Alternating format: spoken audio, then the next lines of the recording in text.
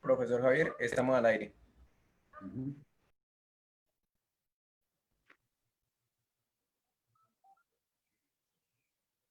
Muy buenas tardes a todos los que a esta hora se conectan a este Face en vivo de la Escuela de Derecho y Ciencia Política de la Universidad Industrial de Santander. Todos los que están pendientes de la programación diaria, semanal, que desde la escuela estamos proyectando a la comunidad.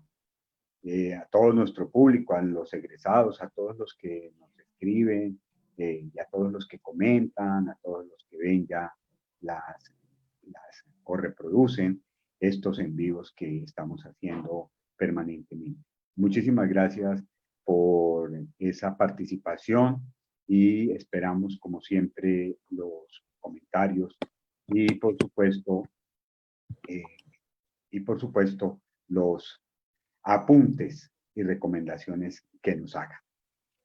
Como ya tenemos desde la semana pasada y como lo hemos anunciado, estamos compartiendo con ustedes una serie de experiencias que en esta tarde vamos a continuar con la segunda parte de esa experiencia que fue la Red Distrital de Derechos Humanos, una experiencia de paz, de reconciliación, pero sobre todo también una experiencia en el manejo de conflicto que se dio en la ciudad de Bogotá, en épocas bastante fuertes, tal vez muy parecidas a las que hoy estamos viviendo. Queremos aprender de estas experiencias, queremos compartir con ustedes lo que fueron esas vicisitudes, lo que fue esa apuesta que se hizo, como ya bien lo decíamos la semana pasada, sin ningún libreto, sin tener nada predeterminado, sin partir de un estudio teórico como tal. Fue algo que nos fue enseñando la experiencia y, por supuesto, la capacidad de imaginación y de recursividad de sus protagonistas. Para continuar entonces con ese diálogo de la Red Distrital de Derechos Humanos, esa experiencia extraordinaria y que bien nos puede aportar aquí a la ciudad, a Bucaramanga específicamente, está su organizador, está César, el profesor César Torres, quien es especialista en temas de conflicto, en manejo de conflicto, y quien ha sido el organizador precisamente de este conversatorio. Nos acompaña, al igual que la semana pasada, una figura de primera mano, quien que fue uno de los protagonistas, creadores de esta experiencia tan extraordinaria que fue la Red Distrital de Derechos Humanos, que es el profesor Mario Quesada. Mario Quesada hoy nos va a abordar las formas de acción de la red, cómo fue que operó esa red de derechos humanos a nivel distrital. Así como la semana pasada, recordemos, nos hablaba de cómo nació y cómo, y a mí no se me olvida esa expresión de Mario cuando dice es que una de las enseñanzas de esa red o para la creación de esa red fue aprender sobre todo el derecho a decir no, el derecho a decir no. Bueno, bienvenidos entonces a este diálogo tan interesante con dos personas que tienen una amplia experiencia en el tema del manejo del conflicto. A Mario, por supuesto, que nuevamente acepta la invitación de la Universidad Industrial de Santander de venir a compartir con nosotros su experiencia, y por supuesto al profesor César Torres, quien por supuesto es quien está capoteando y quien está liderando este ciclo de conferencias. Profesor César, bienvenido. Profesor Mario, igualmente, bienvenido a estos espacios que propicia la Universidad Industrial de Santander. Gracias, profesor Acevedo. Seré muy breve porque el tiempo va pasando y en realidad la persona a la que cuya intervención queremos escuchar es Mario Quesada, quien efectivamente nos hablará hoy de las formas de acción de la Red Distrital de Derechos Humanos.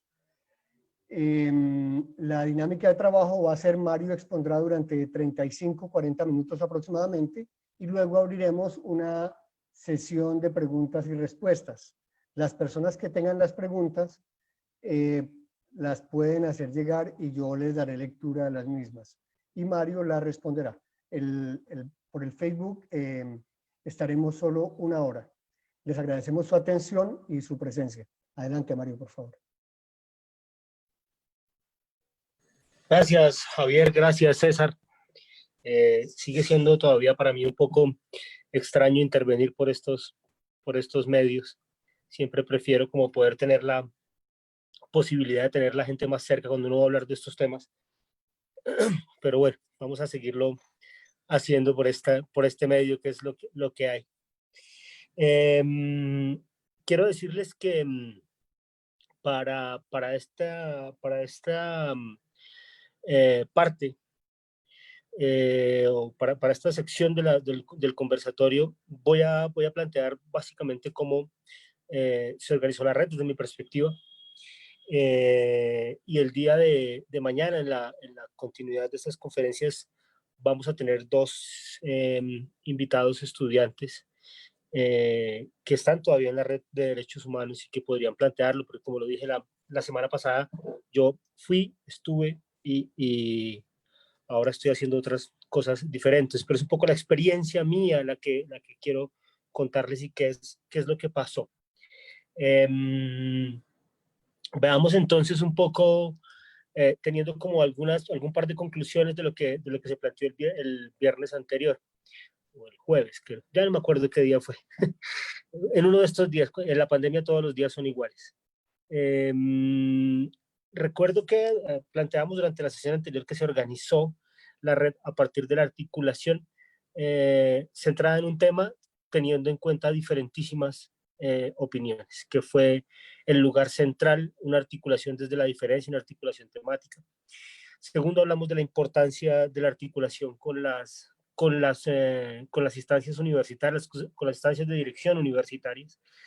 Y tercero, dijimos que había habido algunas dificultades asociadas a esa articulación.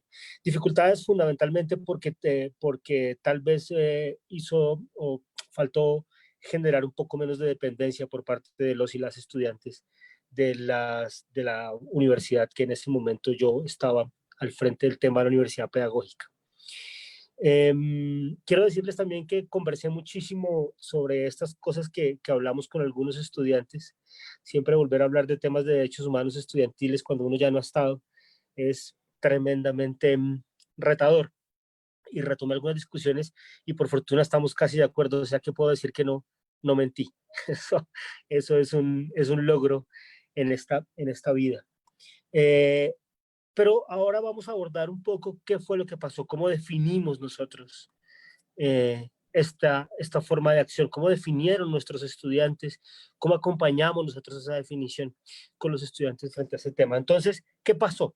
Lo primero que nos encontramos nosotros de manera un poco preocupante es que no existía movilización en la calle en Bogotá en la cual las violaciones a los derechos humanos no estuvieran presentes, ¿cierto?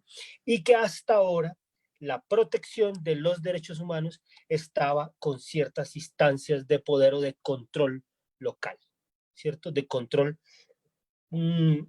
gubernamental, estatal, local. Es decir, cuando tenías un problema de derechos humanos, Acudías a la Procuraduría, acudías a la Defensoría del Pueblo, en el caso de Bogotá fundamentalmente a la Personería, con quien teníamos una excelente relación, pero comenzaba a hacer falta que los derechos humanos fueran un proyecto propio de los y las estudiantes. Es decir, que había que coger el tema de los derechos humanos desde la experiencia práctica de los y las estudiantes. Había habido ya muchos antecedentes, había algunas cosas que habían hecho compañeros y compañeras de la FEU, compañeros y compañeras del Congreso de los Pueblos, ¿cierto? Que servían para la protección de algunos elementos específicos, pero no existía una estrategia ordenada, organizada, consolidada, construida, que llevara a una protección efectiva del tema de los derechos humanos.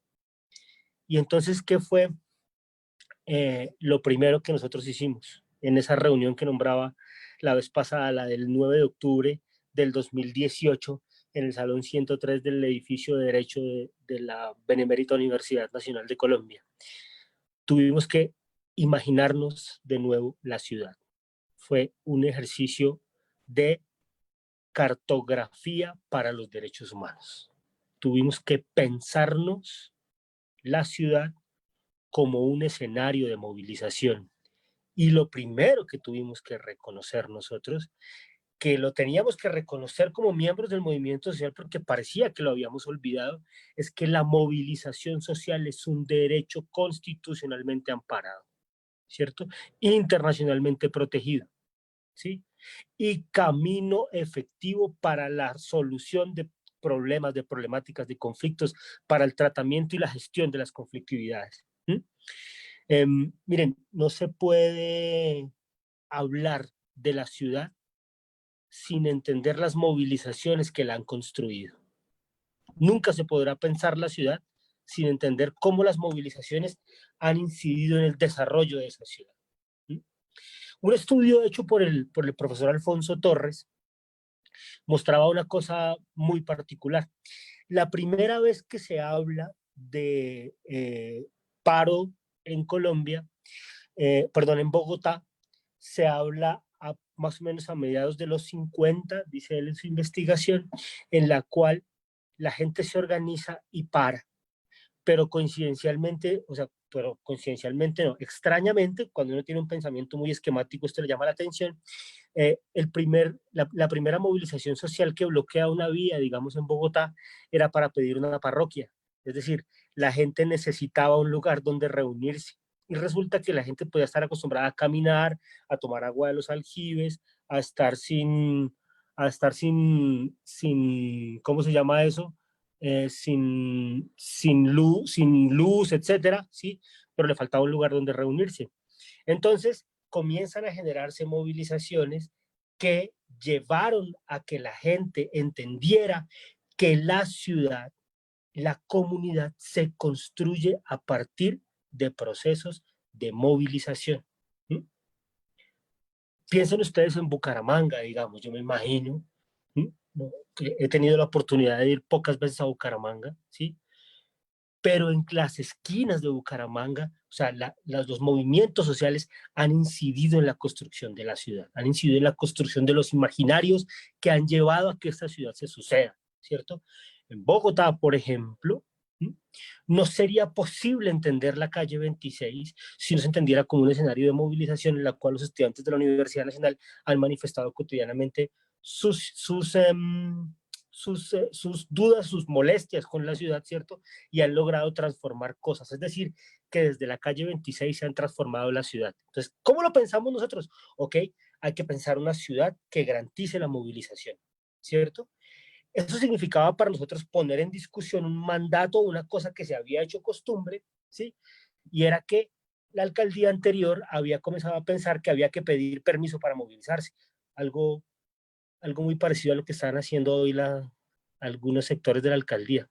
Un poquito preocupante la cosa, como si hubiera que pedir permiso para decir no. Entonces, lo que comenzamos a decir es, ojo que movilizarse es un derecho y no hay que pedir permiso, hay que informar. ¿cierto? Entonces, se informan las movilizaciones y se comienza a pensar la ciudad, se comienzan a pensar las calles como un lugar en el cual se podía ejercer una protección de los derechos humanos. ¿Cómo era esa protección entonces? Nosotros decimos, hay que generar formas en las cuales se cumplan tres tareas, tres elementos fundamentales. Interlocución, ¿sí? Interlocución con entidades administrativas, ¿cierto? O con policía, o con entidades de protección de los derechos humanos, con el Estado, etcétera, ¿cierto? Este es un lugar en la calle. El segundo elemento es sistematización, ¿cierto? Alguien tiene que ir en la marcha sistematizando qué pasa, ¿cierto? Y un tercer elemento fundamental, alguien que vaya haciendo registro de lo que va sucediendo. ¿Mm? Tan importante fue asumir esos tres elementos que con las 128 detenciones que hubo el día más importante que hubo, el día que más detenciones hubo en Bogotá en el marco del paro estudiantil, no pudieron hacer una sola judicialización, porque la red, fundamentalmente la red, tenía información detallada de qué había pasado en la movilización, hora, lugar, fecha, tiempo y momento en el que se había interlocutado. Por eso, digamos que nosotros decimos, la forma de protección de la red, la ganancia de la red de derechos humanos, aquello que gana verdaderamente la RUT en Bogotá, es la capacidad de tener información con la cual discutir con la información dominante. ¿Sí? Es decir, nosotros éramos o fuimos capaces de construir una articulación que podía poner en discusión o en duda el discurso dominante sobre la movilización. ¿Sí? Si he podido exponer bien mi argumento, lo que quiero decir es lo siguiente. Fue necesario imaginarnos una ciudad para la movilización, pero además entrar en una disputa sobre los imaginarios de la movilización en la ciudad. Repito el argumento para que tenga la fuerza que necesito que tenga. Fue necesario imaginarnos una ciudad para la movilización y además disputar los imaginarios que se hacían sobre las movilizaciones. Generalmente, nosotros nos encontramos con que las movilizaciones suelen tener una serie de denuncias sobre sucesos que son o aislados o no provocados por los estudiantes, ¿sí? O intencionadamente visibles, ¿cierto? Lo que llaman los investigadores de medios lo noticiable, ¿sí? Es decir, ellos cogían ciertos hechos y los volvían noticia, ¿sí?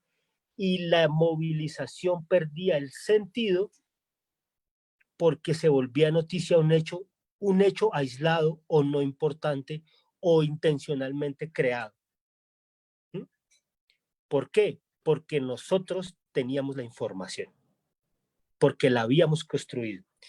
Voy a poner un solo ejemplo, mis amigos de la red que están viendo esta charla lo recuerdan a la perfección. El 10 de octubre, cuando se sucede esa movilización gigantesca y nosotros tenemos que poner a prueba eso que nos habíamos inventado la tarde anterior, la noche anterior. Insisto que lo recuerdo con risa y alegría porque fue un momento muy bonito. Hubo solamente un detenido que rompió un cajero automático y los medios de una vez se volcaron al tema. Estudiantes destrozan cajero automático. Pues bien, con la estrategia de la red nos dimos cuenta que esta estrategia de acción de protección de derechos humanos que implica esos tres elementos fundamentales, nos dimos cuenta que aquel sujeto que había roto el cajero automático se presentaba como estudiante de arquitectura de la Universidad Pedagógica. En la Universidad Pedagógica no hay arquitectura. ¿Cómo lo hicimos? Porque habíamos dicho que había una interlocución con la policía, ¿sí?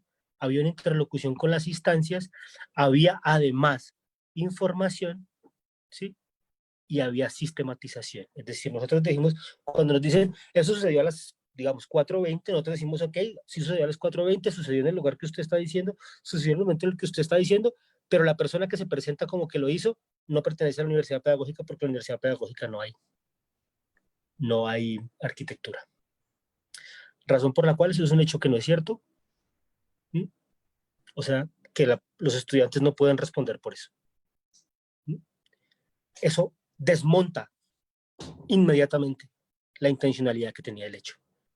Al hacerlo, nosotros hablamos inmediatamente con todos los estudiantes que están en la movilización y les decimos, muchachos, ese man dice que es de la pedagógica, pero es de arquitectura. O sea que no es, y la misma gente comienza a distanciarse de ese hecho en particular, no de todos los hechos, sino de ese hecho en particular. Entonces, digamos, la estrategia de protección, insisto, partía esencialmente de esos 3 elementos en calle. Esos 3 elementos en calle fueron fundamentales, eran nuestra fuerza, ¿sí?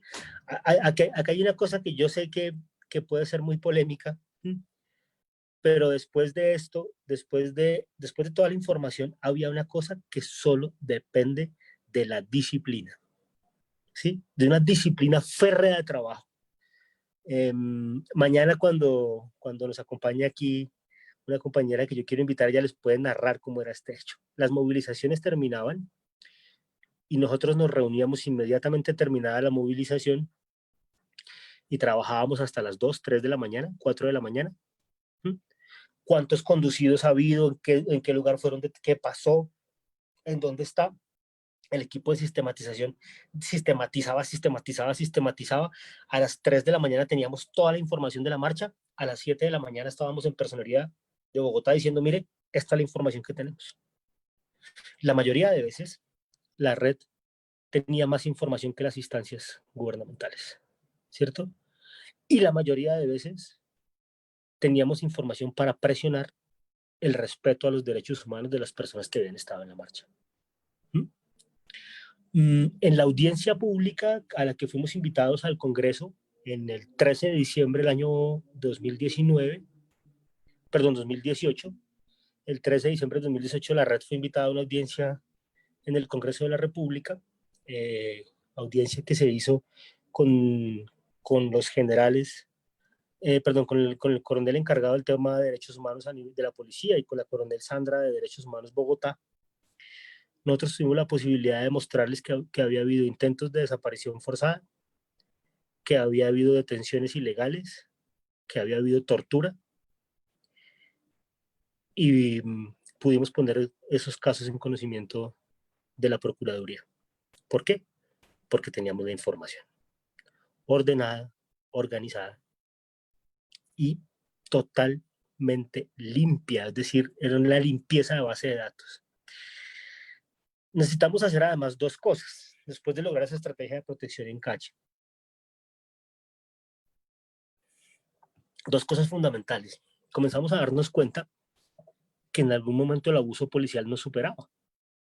O sea, por más de que nosotros quisiéramos ser y juiciosos y tal, y hay cientos de videos, si ustedes entran a la página de la Red Universitaria Distrital de Derechos Humanos, ustedes van a encontrar montones y montones de videos de lo que nosotros hacíamos, de toda la información que nosotros habíamos construido, ¿sí? Y comenzamos a darnos cuenta de que al ser superados teníamos que entablar una estrategia de interlocución mucho más amplia que la mera interlocución para la movilización. Es decir, la movilización no se agotaba en la movilización misma, había que tener una preparación para la movilización. Y entonces definimos hacer una estrategia de interlocución con entidades, pero así como vamos a buscar a ver quién, claro, ahí es donde es importante que haya que esté la universidad respaldando, porque una cosa es que vayan los estudiantes y otra cosa es que vaya la universidad con los estudiantes. Pues tuvimos muy buenos oídos en la oficina del Alto Comisionado de Derechos Humanos de la ONU, tuvimos muy buenos oídos en la OEA, fuimos oídos por congresistas de la República, fuimos oídos por concejales de la ciudad y definimos que la Red Universitaria Distrital de Derechos Humanos, además de la estrategia de protección, tenía que tener una estrategia de interlocución de alto nivel para posicionar el abuso policial contra los estudiantes como un elemento constitutivo del tratamiento a la protesta en Colombia. Segunda idea fuerza que quiero dejar en este conversatorio. Intentamos demostrar que el abuso policial contra los estudiantes es un elemento constitutivo del tratamiento del derecho a la protesta. Entonces, fíjense ustedes, amigos y amigas, comenzamos a demostrar cuántas violaciones de derechos humanos había por movilización, cuáles eran los tipos de violaciones que había, qué seguimientos teníamos, los denunciábamos en el Congreso de la República y podíamos demostrar que era una práctica cotidiana. Práctica cotidiana.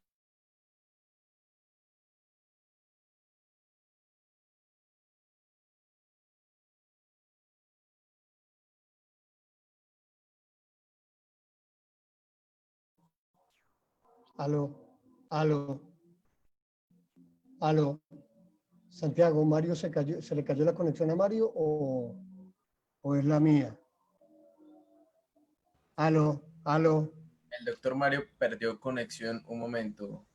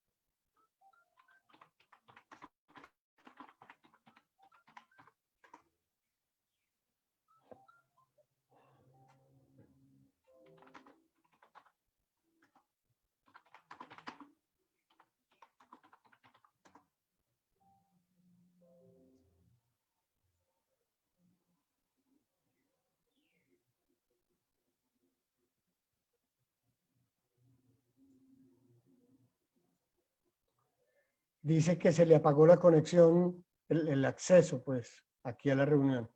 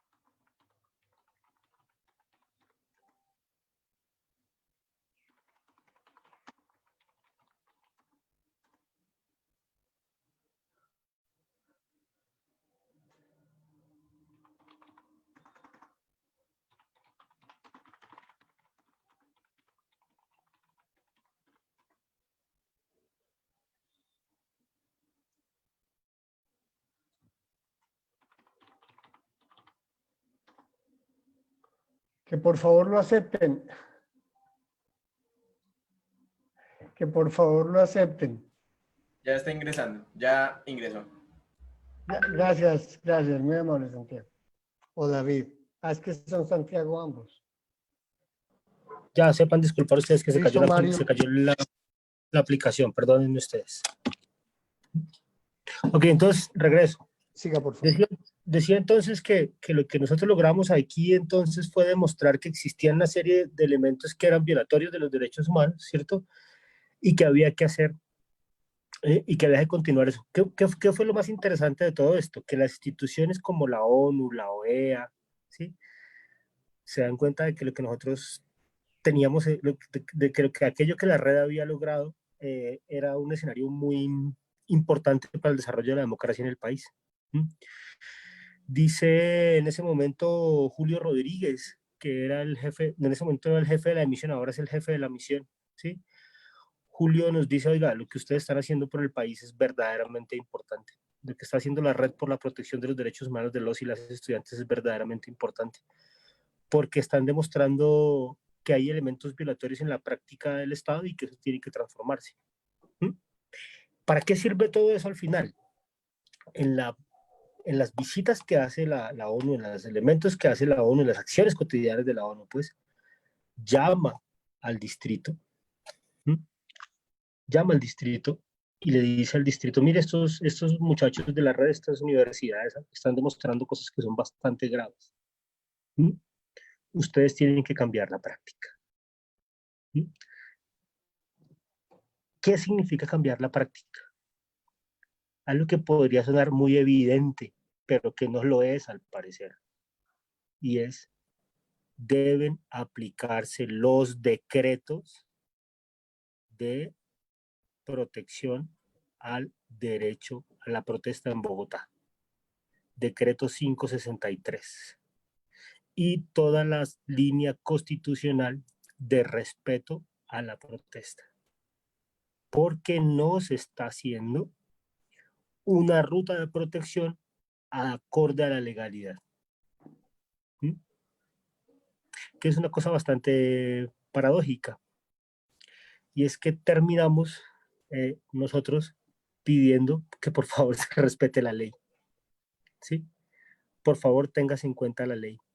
No actúen por fuera de la ley. Señor Estado, no actúe usted por fuera de la ley. Eso yo me imagino, y esto tiene un sentido porque se conecta un poco con lo que decía en la primera charla, y es cómo se entiende esto por qué es importante esto para una escuela de derecho. Y nosotros solemos tener interpretaciones menos democráticas que la misma ley sobre los derechos que nos defienden, ¿sí? Y muchas veces termina siendo mucho menos movilizadora, si se quiere, mucho menos socialmente democrática, políticamente democrática, la práctica que la misma ley que cobija las acciones de las organizaciones sociales en Colombia o de los sectores sociales. Entonces nosotros nos damos cuenta de que existen bloques de constitucionalidad, que existen decretos, ¿cierto? Que existen una serie de acciones y protecciones que están siendo sobrepasadas por la acción y que los estudiantes estaban pidiendo o que las movilizaciones estudiantiles estaban apenas ajustándose a la ley. ¿Qué era lo más, cuál es el elemento fundamental entonces que quiero dejar en esta sección? Que lo decía como un hallazgo la vez pasada. Para nosotros, los que estuvimos en ese momento como red universitaria distrital y para la universidad pedagógica en particular en ese momento, había que comenzar a emprender acciones de formación como pedagogos que permitieran que la gente reconociera sus derechos, que reconociera aquellos derechos que le son propios y que son cotidianamente conculcados y a veces abandonamos por la práctica.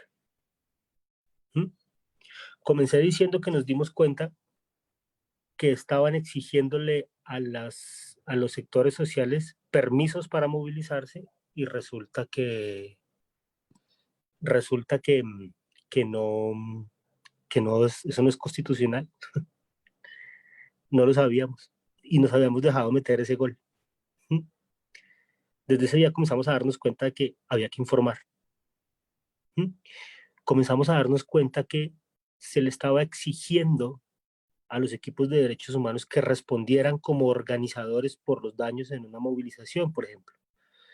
Y nosotros dijimos, pero espera un momentico, porque es que el decreto 563 dice que las comisiones de verificación no son organizadoras, son defensoras de derechos humanos en el marco de la movilización.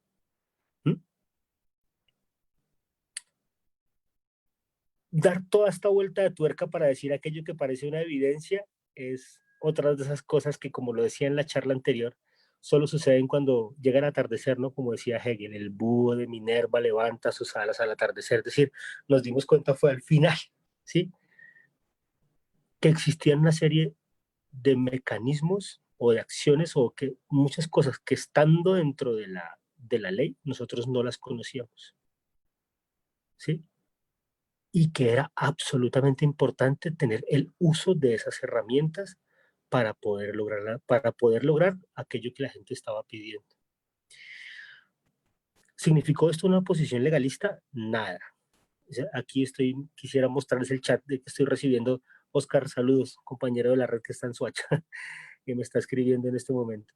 ¿Qué significó esto que era legalista? Obviamente no, que es prácticamente lo que me está diciendo Oscar. Obviamente eso fue un hallazgo para nosotros. Significaba que la ley es un factor de movilidad, no es algo estático. ¿Mm? Y que los derechos humanos tienen elementos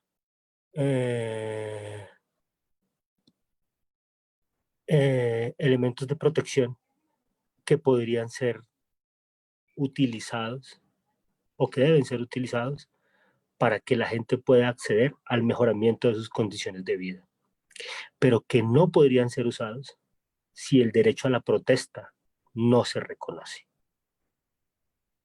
¿Me hago entender?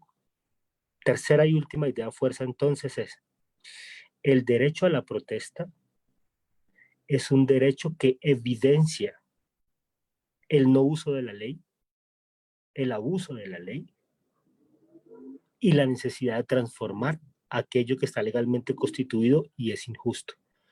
Y los estudiantes son un factor súper importante en este elemento, porque es un elemento de movilización social. La red logra entonces promover esa protección de derechos humanos. Hay una articulación que parte de su capacidad de acción, de su capacidad de acción en terreno y de su capacidad de articulación. Nos damos cuenta de la formación y de eso es lo que vamos a hablar mañana, ¿sí? De cómo es un proceso de formación en derechos humanos, ¿sí?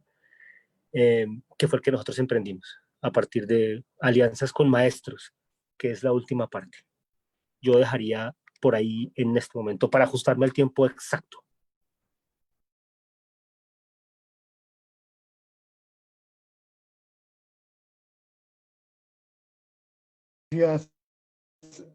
Gracias, Mario Fernando, por toda la información y por toda la información y por el enfoque de la misma información. Yo he recibido hasta aquí 3 preguntas que le ruego que nos colabore con su respuesta. La primera dice, siendo que usted hacía parte de una vicerrectoría, ¿por qué va a proteger a los estudiantes cuando otras autoridades los están persiguiendo? Quizá por hechos que los estudiantes mismos han cometido. ¿Las contesta todas o le voy dando una por una, Mario?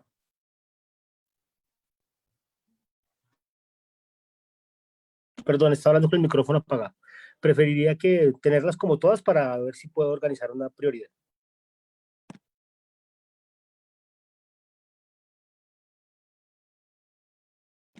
¿Tiene apagado el micrófono? ¿Esta la cogió, Mario? Sí, ¿ya esta la cogió? Sí, sí, sí. Bueno, la segunda pregunta dice, el papel de los derechos de las organizaciones de derechos humanos, o en particular de la red, debe limitarse únicamente a los ejercicios de movilización. La tercera, ese ejercicio pedagógico al que usted estaba haciendo referencia al final, para enseñarles sobre la defensa de sus derechos humanos, ¿desde qué otra perspectiva, además de la legal, debe darse? Y cuarto, es que la última no me había llegado. Cuarta pregunta, ¿cómo es la recepción por parte del gobierno de esa sistematización de violaciones de derechos humanos que ustedes les hicieron llegar? Ya. Voy a coger entonces las dos, la primera y la cuarta que son metodológicas y la tercera y la segunda y tercera que son de enfoque, para poderlo decir. Vea, lo primero es, el caso de la Universidad Pedagógica era un caso bastante particular y agradezco que sea desde una universidad donde se invite hoy. La Universidad Pedagógica fue reconocida como una de las mejores prácticas de convivencia en el año 2016. ¿Sí? El proyecto de convivencia estaba orientado desde bienestar universitario, pero también tenía una fuerza gigantesca en la Secretaría General de la Universidad. O sea que en el consejo directivo de la universidad, en el consejo más pequeño de dirección de la universidad, había una persona que estaba encargada del tema de convivencia y una atención muy fuerte de parte de la rectoría. Mi papel era el papel de articulación con los estudiantes. Entonces, ¿cómo se hacía cuando había una discusión con otras instancias de la universidad? Pues esa no era tarea de la red. La red se encargaba de discusiones fundamentalmente de estudiantes o con estudiantes o en acciones de movilización, ¿sí? De ese tema se encargaba la oficina de convivencia de la universidad, ¿sí? Y la oficina de convivencia, que hoy está a cargo de un gran amigo, Michael Zapata, lo que hacía era dos cosas. La primera, un proceso de articulación y diálogo cuando algunos de estos elementos se presentaban. Si había una persecución por parte de un profesor o... Yo no podría afirmar que en la pedagógica hubo persecución por parte de vicerrectorías, por lo menos durante el gobierno del profesor Adolfo. Yo no puedo afirmarlo, ¿sí? Hubo después elementos posteriores, discusiones posteriores en el último periodo, y lo que nosotros hicimos fue siempre lo mismo: procesos de diálogo, procesos de articulación, procesos de construcción de compromisos, ¿cierto? Y procesos de apoyo. Si la pregunta se refiere, me imagino, a un caso específico de la pedagógica, ¿sí? Si la pregunta es específicamente sobre el caso de la pedagógica que hubo por una discusión que hubo con unos estudiantes y un vicerrector, pero más allá, para englobarlo, lo que quiero decir es lo que nosotros hicimos, y lo saben muy bien los estudiantes que estuvieron ahí, fue brindar todo el apoyo desde la oficina de convivencia para generar una articulación con el vicerrector e intentar solventar los problemas, ¿sí? Siempre, digamos, había una perspectiva de diálogo, un diálogo con un puente, que es los derechos humanos, y con un norte, ¿sí? Que es la convivencia democrática al interior de la universidad, ¿sí? Puente de derechos humanos, un enfoque, convivencia democrática al interior de la universidad. Pero la universidad pedagógica estaba lejos de ser un paraíso, ¿sí? Y por fortuna, había muchísimas discusiones y siempre las hubo y siempre las habrá, y agradezco mi escuela propia allí. Eso en lo interno.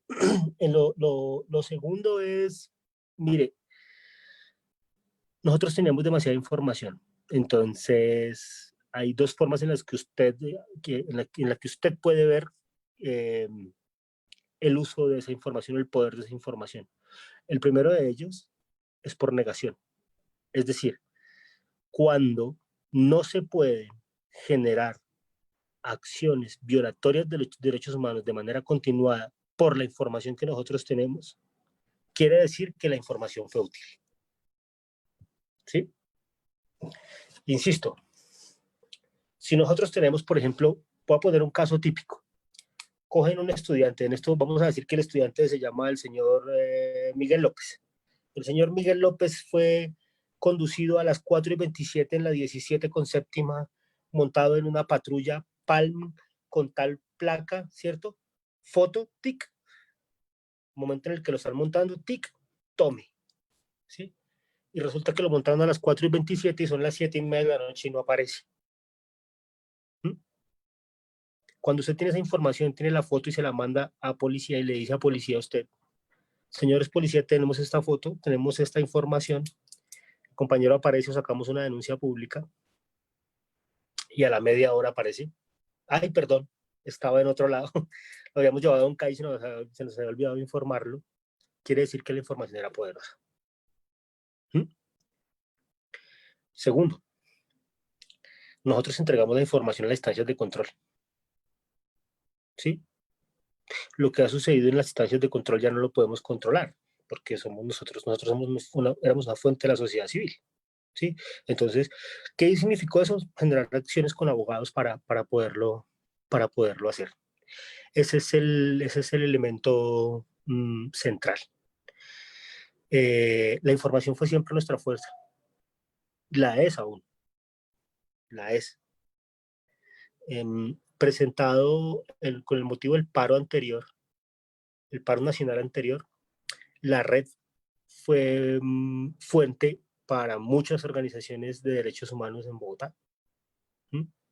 Y lo decían en un conversatorio posterior los compañeros del equipo de derechos humanos de Bucaramanga la semana pasada. Sí, claro, la sistematización que nos ideamos se volvió una sistematización nacional, ¿sí? Obviamente los criterios de sistematización no son públicos. Nosotros teníamos unas formas de sistematizar, ¿sí? Decimos, se debe sistematizar, pero construyan. Y esos criterios de sistematización se volvieron públicos y sirvieron mucho a nivel nacional. Y sirvieron un montón porque fueron puestos en diferentes escenarios, ¿sí? Fue importante, inclusive el maestro Boaventura de Sousa nos pidió la sistematización de los casos del 18, perdón, ¿cuándo fue el paro nacional? Del 21 de noviembre del año pasado, 22. Nosotros teníamos, porque la red comenzó a aplicar esos criterios de sistematización y se volvieron también un puente de diálogo con otras organizaciones de derechos humanos, ¿sí? No quiero decir que fuimos nosotros los que nos inventamos esa sistematización, ¿sí? Digamos que nosotros lo que hacemos es como recoger una experiencia y la ponemos al servicio del movimiento social, la pone la red al servicio del movimiento social, ¿sí? Y al servicio de las universidades.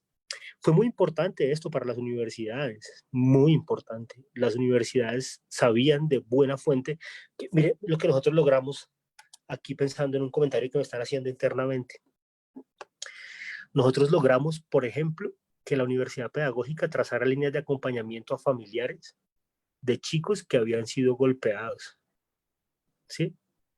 Y la universidad se vio totalmente fortalecida por esto, es decir, nuestros estudiantes tenían unos niveles de protección importantes en la universidad porque sabían que además iba a haber psicólogos que iban a acompañar su proceso familiar. Eso fue muy interesante, muy, muy interesante. Y perdón, profesor Torres, ¿cuáles fueron la segunda y la tercera? Que las olvidé por la centralidad de estas dos, que fueron las que me parecieron que podía darle continuidad a lo que estaba diciendo.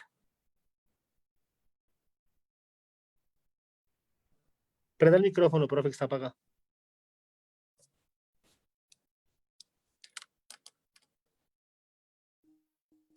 La segunda dice, el papel de los de defensa o de las organizaciones de derechos humanos debe limitarse únicamente a los ejercicios de movilización.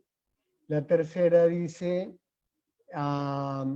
ese ejercicio pedagógico con la gente para enseñarles sobre la defensa de sus derechos humanos, ¿desde qué otra perspectiva, además de la legal, debe darse? Mire, esto es bien importante, porque fue motivo de muchas de las discusiones. Es decir, nosotros con los estudiantes siempre preguntábamos si la red debía hacer protección en escenarios diferentes a las movilizaciones, ¿sí?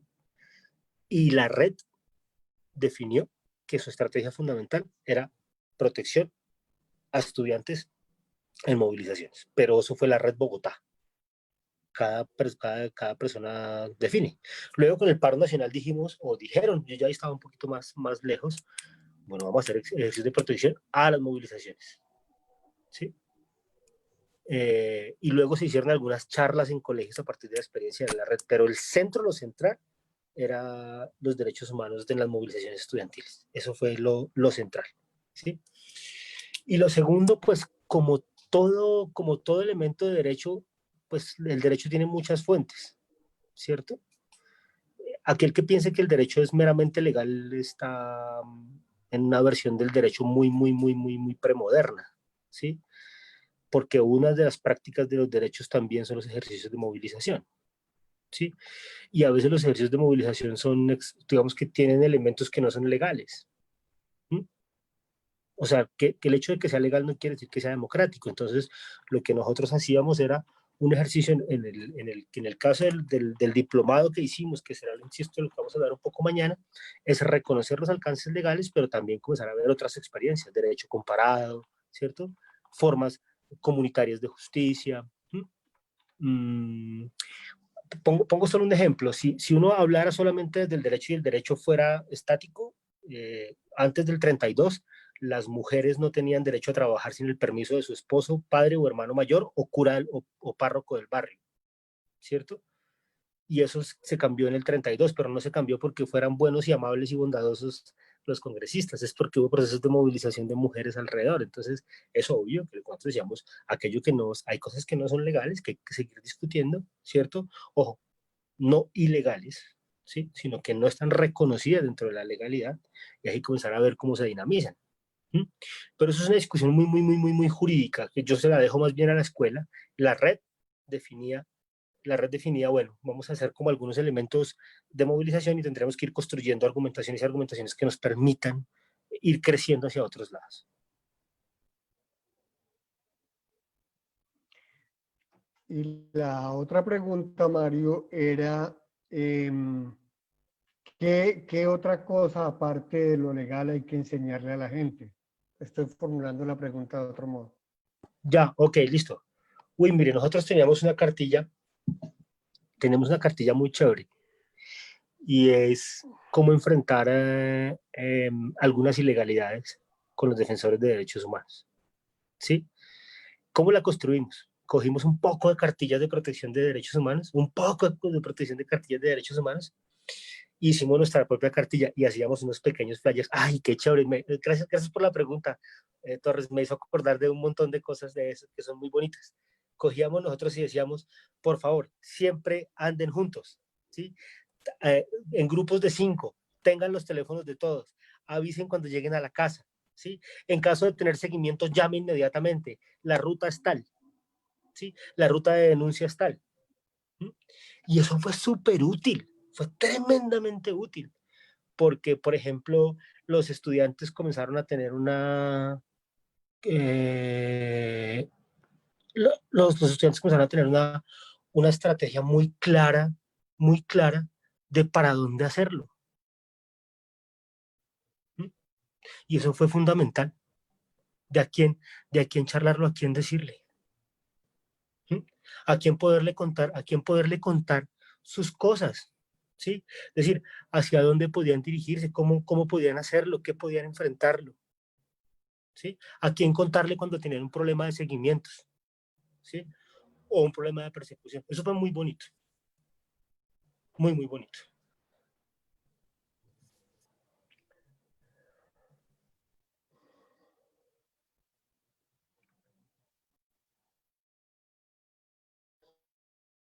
Ok, Mario, siendo las 5:59, ¿me está escuchando, Mario? ¿Me están escuchando? Hola, hola. Sí, perfectamente, profe. Ok, gracias. Mire, siendo las Claro que sí. 5:59, cerramos este Facebook Live y nos tomamos 5 minuticos de descanso, les pido, y empezamos la reunión con los grupos de invitados a la segunda parte de esta sesión. Les agradezco su presencia y su participación y los espero en 5 minutos en este